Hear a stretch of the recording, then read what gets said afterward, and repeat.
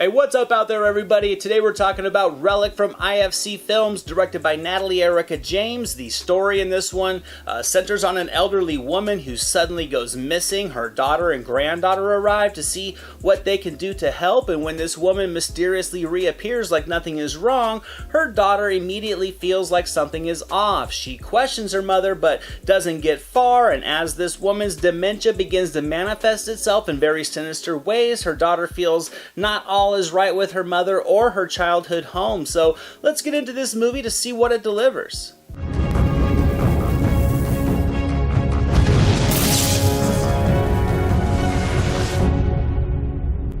Now I'll just open this review by saying I really was impressed with what this movie delivered as a whole. I feel Natalie Erica James completely killed it in her full feature directorial debut. This was, I guess you could say, a high concept horror film.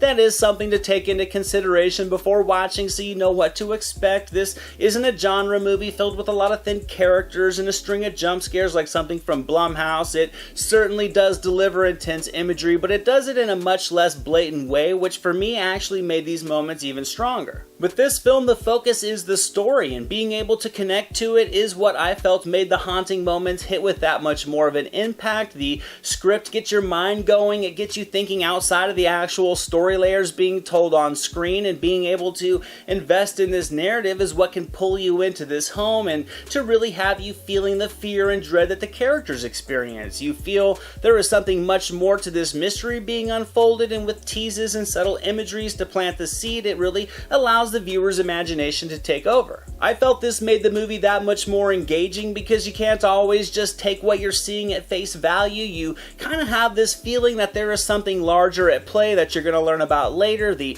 daughter Kay starts searching for answers. This remote cabin keeps popping up. Pieces of this cabin have been added to the family home, but while you're watching, you wonder, is it real? Is the home really haunted with a presence? Or is what Kay is seeing the manifestations of her mother slowly taking over all three of them? And no matter which direction you go, it's interesting. I enjoyed how the movie posed those different questions and a lot of curiosities. I think that naturally just makes it much more compelling than a straightforward horror movie with endless frightening visual attempts. I think it's a haunted house film, but a different one. It's one that focuses on the characters, and specifically the elder character Edna, who seems to be losing her grip on reality as dementia is consuming her. You really connect to the characters, therefore you take the ride with them, and it was an appealingly grim one. This movie thrives on the performances from the three leads because they were all fantastic. Bella Heathcote and Emily Mortimer were both excellent. They come in and capture a wide range in their characters from the beginning of the film to the end, and Robyn Nevin comes in with a phenomenal performance as Edna. She has many swings from being that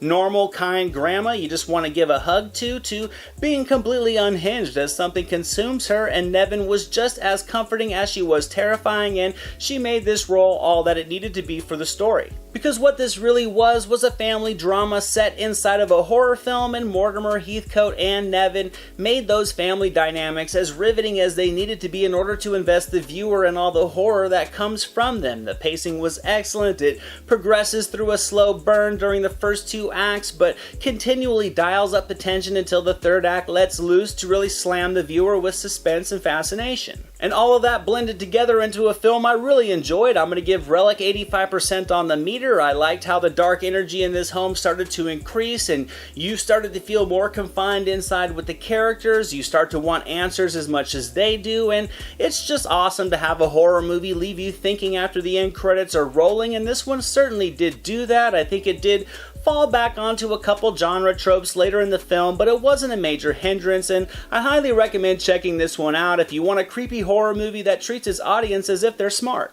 Thank you so much for watching this video, guys. I hope you enjoyed it. If you did, drop it a thumbs up, leave a comment below. I'd love to talk movies with you guys. Share it with your friends, and without question, hit that subscribe button and the notification bell so you can never miss a video. Here are some links to some recent reviews just in case you missed them. All my social media links and the link to our official website are down in the description below, and I'll catch you next time.